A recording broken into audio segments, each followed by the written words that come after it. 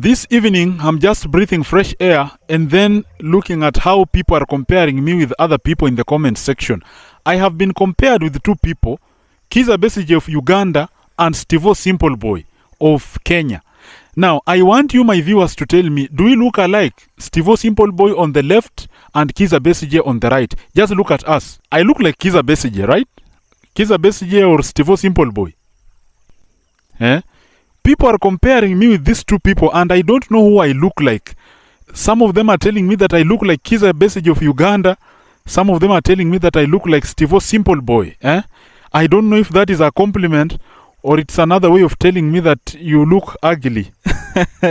Because recently there was a Kenyan celebrity, a YouTube personality called Andrew Kibe, who told Stevo Simple Boy that he's not supposed to give birth because he doesn't look handsome and probably because he's abnormal. So I don't know if I look like Stevo Simple Boy in terms of appearance or in terms of intellect or in terms, I don't know. When someone tells me that I look like Stevo Simple Boy, I don't know if it's appearance or what. Look at me with Stevo Simple Boy. Do we really look alike? And then Besigye. You know, when someone tells me that I look like Besigye, I take it with prestige. Look here.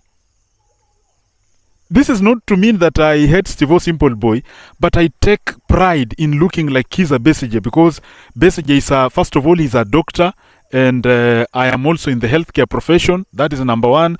Number two, Besigye is a fighter in Uganda. He has tried to lead the opposition for quite a long time and he has gone to detention and he has not backed off. He says that he's going to fight until his death. So he's a fighter. So when someone compares me to Kizza Besigye, I feel very good. But again, we live on the border of Kenya and Uganda. You know, in Western Kenya, Uganda is just here and Kenya is here. So if you tell me that I look like somebody in Uganda, it is just okay. Because some of you don't know that I go to Uganda almost every time. I go to Busia or Malaba border and then I cross over to Uganda. And you cannot differentiate between me and the people of Uganda. I just look like Ugandans. Sometimes when I go to Uganda, I don't even stamp my passport. And I think that is the problem I've had. That is why I was denied a visa to go to the United States. Because when I go to countries where people look like me, I don't get it stamped. I just go to Malaba, for example, when I go to Tororo. I just go to Malaba, then I start going to Tororo without any documentation. I just walk like this, and even when I meet the Ugandan police, they cannot suspect that I am Kenyan because I look like Ugandans. I look like Kizza Besigye. So when someone says that I look like Kizza Besigye and Ugandans, it is indeed true that I look like those people, and I feel very good that I look like Ugandans. By the way, Ugandans are very good. Ugandans are very good people. If you are a Kenyan and you have ever interacted with people of Uganda, Ugandans are very good people. I have never seen any problem with Ugandans, especially when I interact with them. Stop looking at Ugandans online. Ugandans in real life, when you go to Uganda and then interact with those several when they speak that language of theirs, Enyavo, Omurunji, and you see, Ugandans are very good people. Their food is good. Their culture is good. They are women, bro.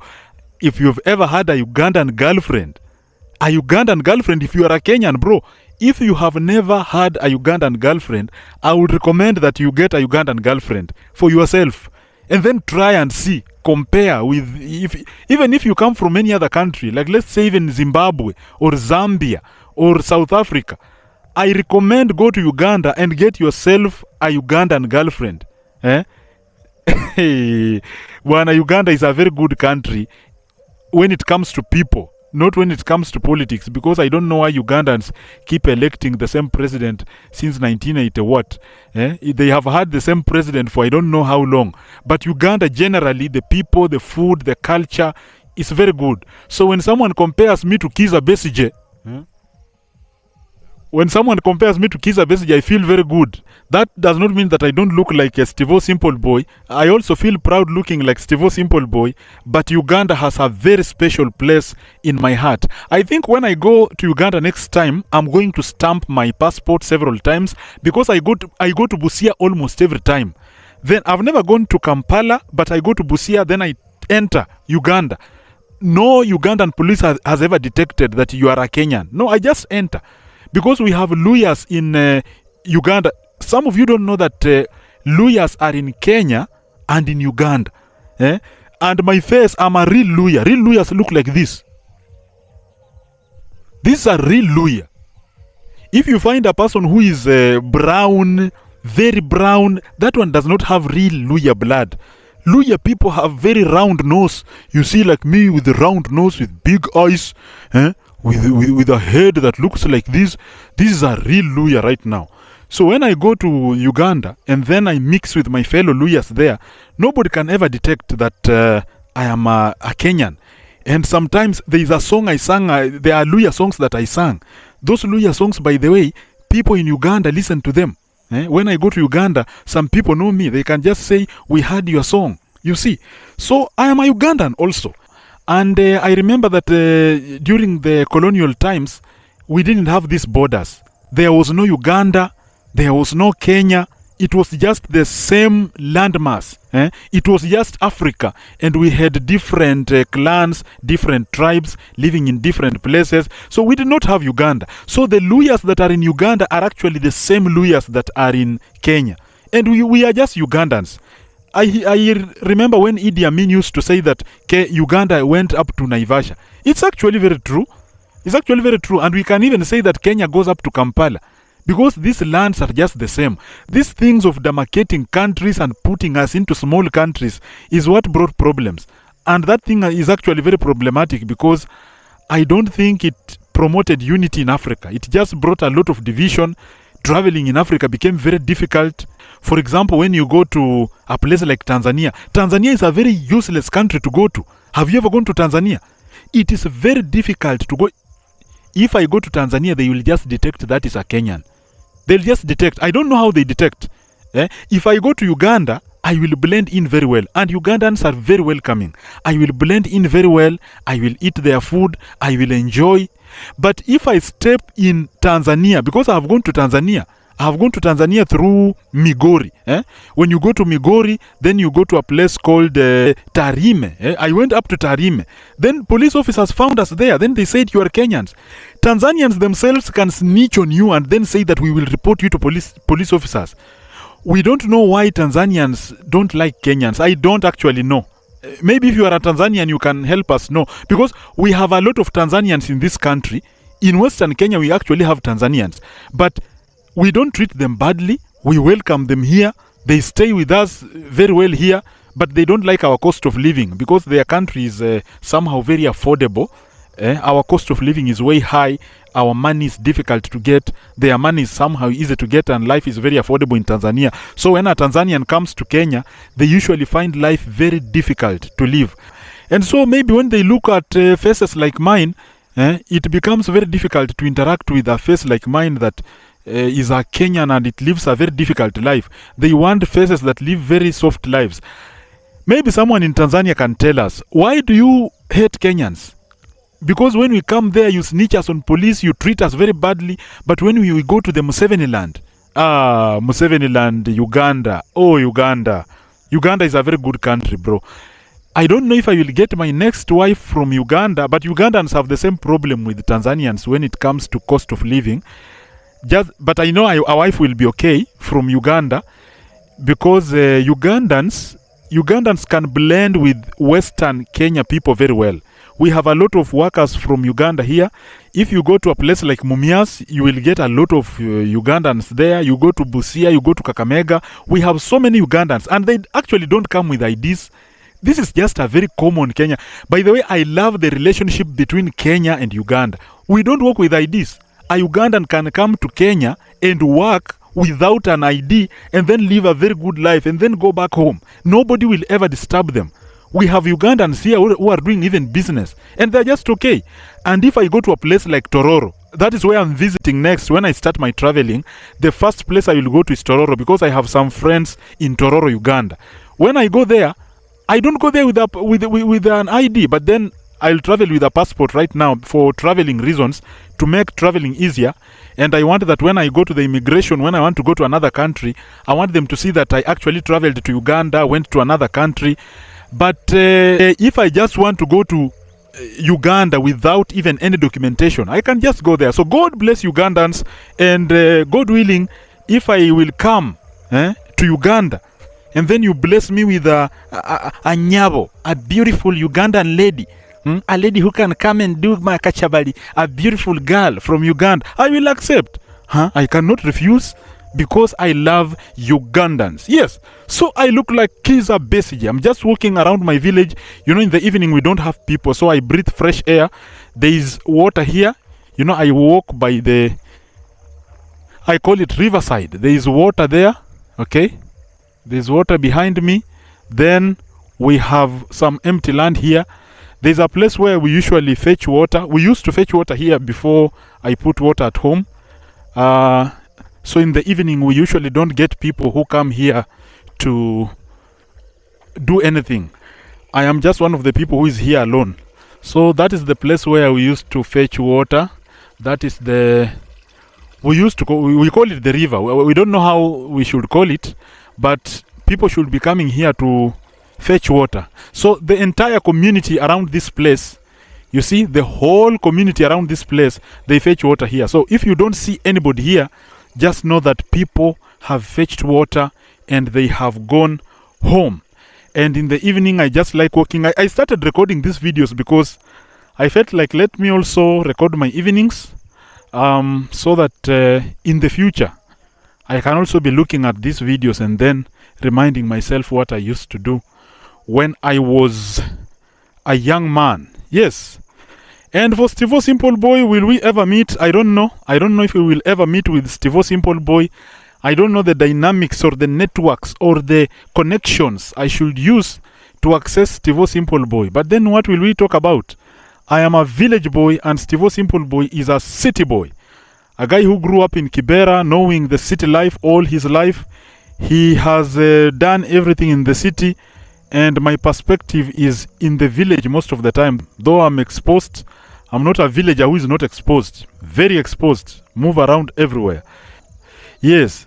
And some people are fearing, some of the people in my area are fearing that if I keep showing this fertile land, there are some land grabbers who will come at home and then they want to grab land. This is an expansive, fertile land, but we don't want people to come and buy land here because this land belongs to the community. I don't know if there is anybody who wants to sell it, but we have different people who hold different pieces, and you can lease land here and try to plant your own things, and they will do well. You have seen me with arrowroots, and we keep doing well with agriculture here. So yes, this is our community land. So when I say that we have a very large, loamy soils and everything, politicians with billions should not come here and then say that you want to take our land. No. Please leave us in peace. You can take those lands in Nairobi, then try to put those concrete jungles that you always put there, and then clamp yourselves in that city. We don't want a lot of pressure here.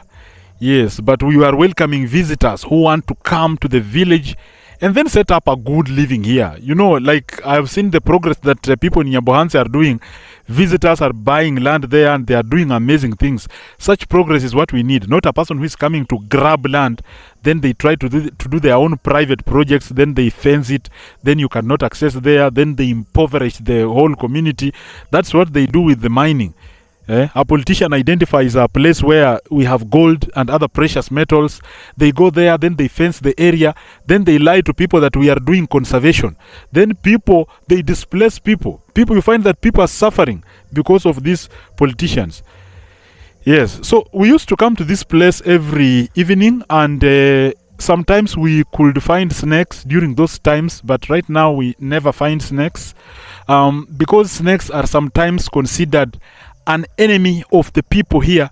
If they find a snake, I cannot lie to you that there is a person who will spare a snake here. I used to see one of my friends, he went to study wildlife and then he sits with snakes. He spends a lot of time with snakes, and then he just, you know, he's seated there and a snake is there and he's holding a snake.